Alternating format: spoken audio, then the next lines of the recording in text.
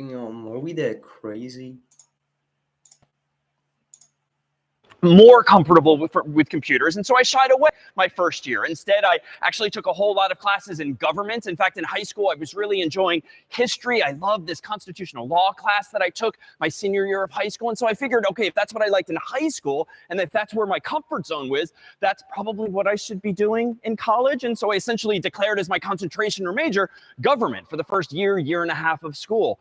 But my sophomore year, when I was living actually in Mather House instead, okay, no one from Mather. So in Mather House instead, I sort of followed some friends, I think, the first week of class in September of that year to a class called CS50. And honestly, like once I stepped foot in that classroom, the professor at the time was a famous computer scientist by the name of Brian Kernahan, now at Princeton.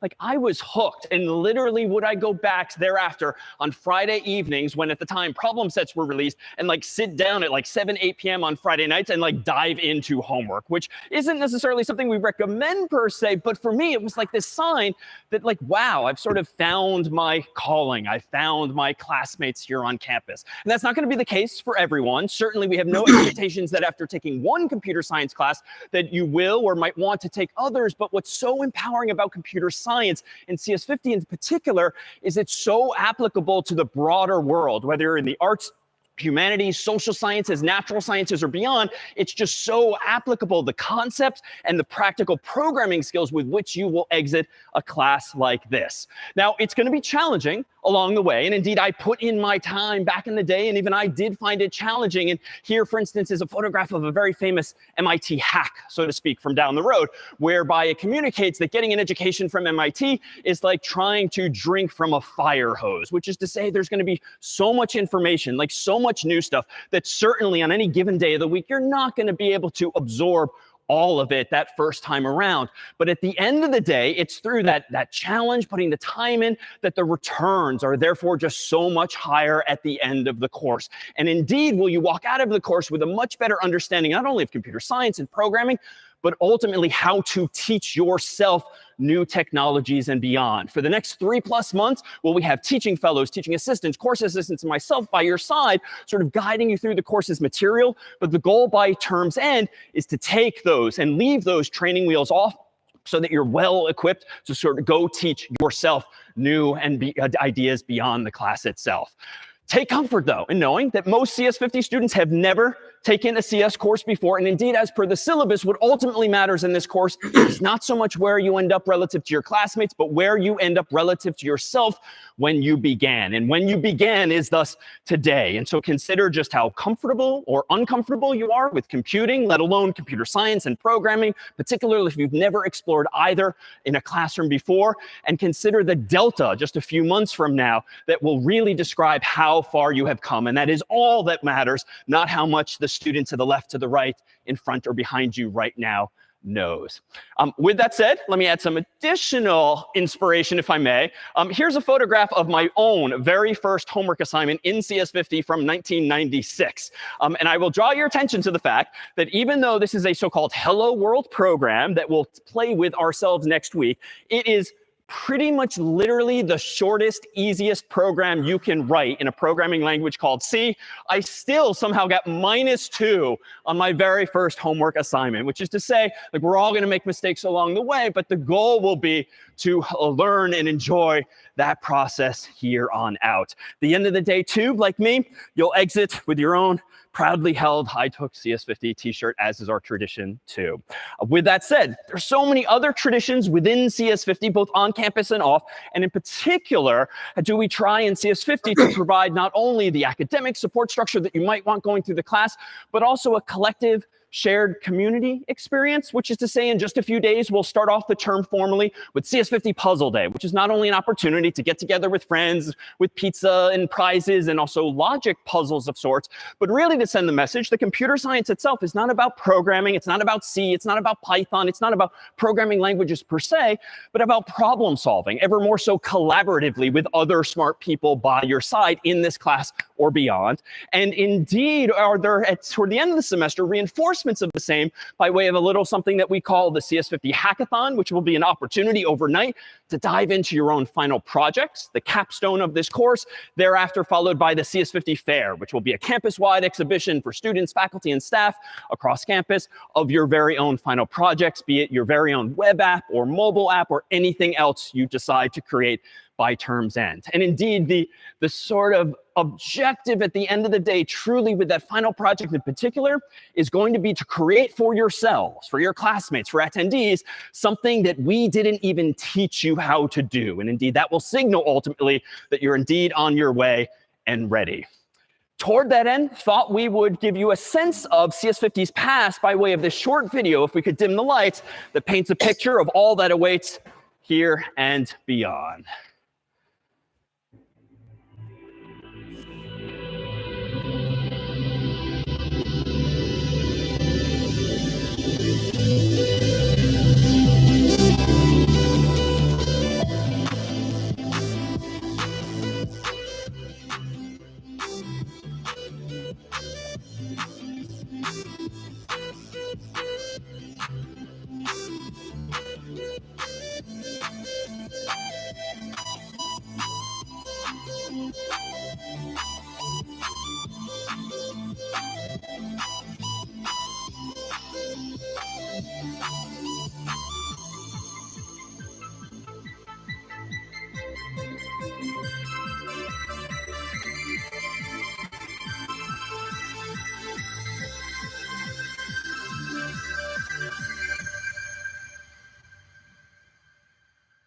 All right, so welcome aboard to CS50 and computer science itself. So what is computer science? Well, put simply, it's the study of information. Like, how do you represent it and how do you process it? But more fundamentally, what we'll teach in this class is computational thinking. That is to say, the application of ideas from computer science to problems of interest to us within the class and problems of interest to you after the class. And so at the end of the day, what computer science really is about problem solving, ergo that sort of global applicability. And by problem solving, we mean something quite simple. In fact, we can distill it as follows with this mental image. This is problem solving. You've got some problem to solve, thus known as the input that you want to solve.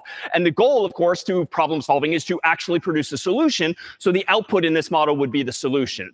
The interesting part ultimately is going to be in how you process that input and turn it into that output, ergo solving problems. But before we can do that, we all kind of have to agree how to represent these inputs and outputs, especially if we want to do it in a standardized global way using literally computers, be them laptops, desktops, phones, or most any other kind of electronic device nowadays. So how can we do that? Well, there's different ways to represent information in the world. For instance, if I were to take attendance old school style, maybe in a smaller room, I might do 1, 2, 3, 4, 5, 6, 7, and so forth, and just count people on my human hands. That's actually known as unary notation, otherwise mathematically known as base 1, because you're using your fingers literally in this model as digits. But a little quick question, how high can you count with one human hand?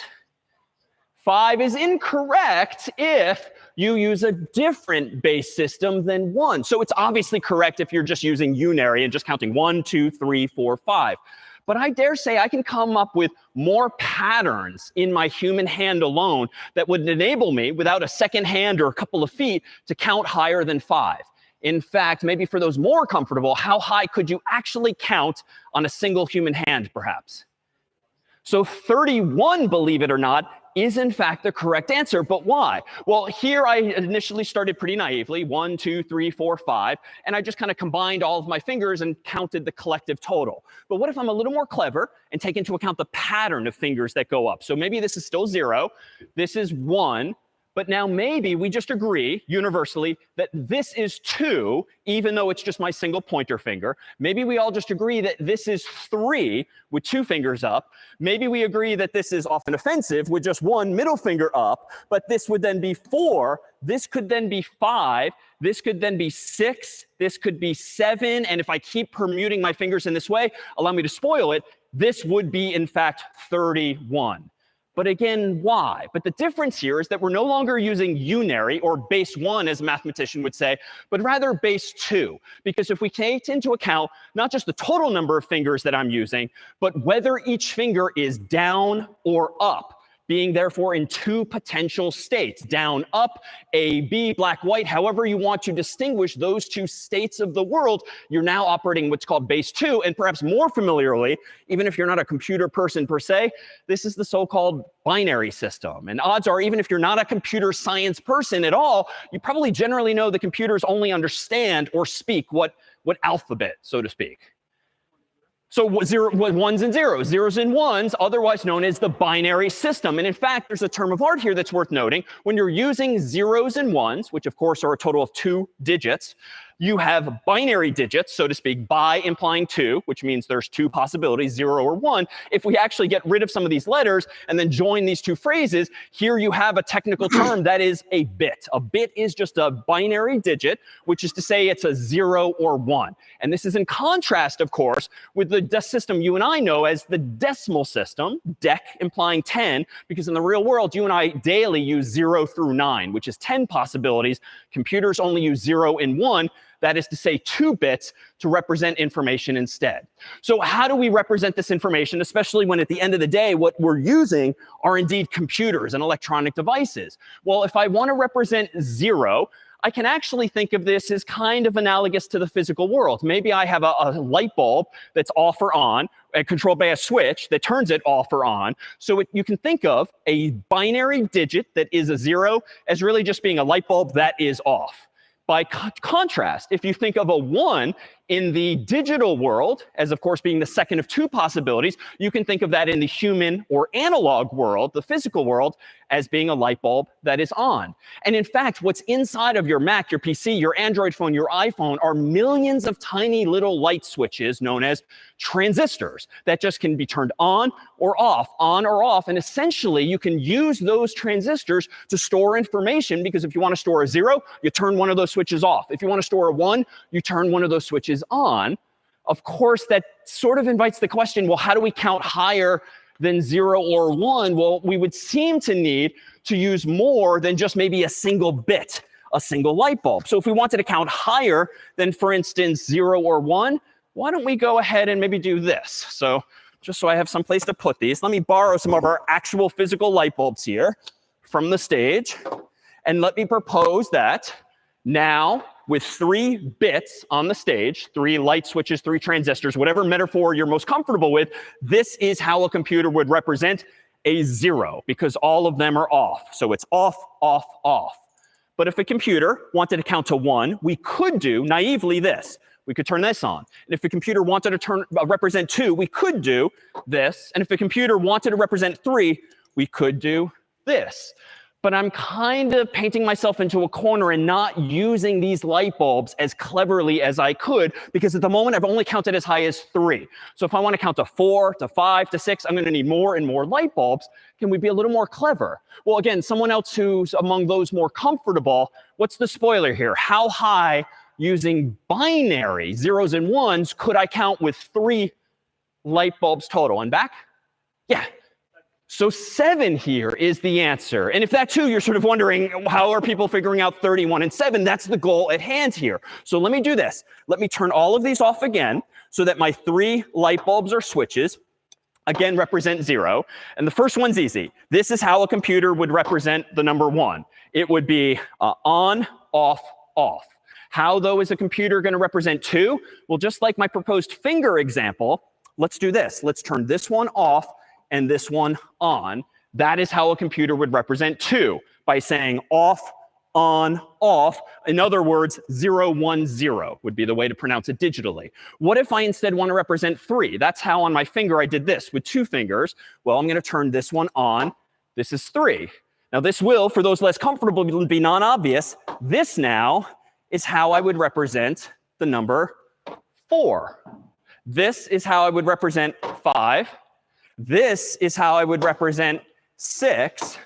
And this, as per the spoiler, is how I would represent 7. So perhaps very non-obvious what it was I just did or why I chose those patterns. But I dare say if you sort of rewind in your mind's eye, or literally later on video, you'll find that I actually did show you 8 distinct patterns of light bulbs. The first one was off, off, off.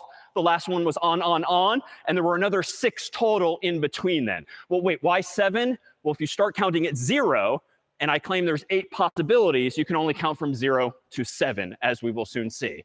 So how are these patterns coming about, and what is it that our computers are actually doing? Well, it's actually doing something a little like this, quite like in decimal. So in the human world, you and I are very much in the habit of using base 10, 0 through 9, aka decimal. Well, how do we use it instinctively as humans? Well, what's this number obviously on the screen? 123. But why is it 123? Like, for years, you haven't really thought about why this pattern of symbols or digits on the screen, 1, 2, 3, represents mathematically this number that you know obviously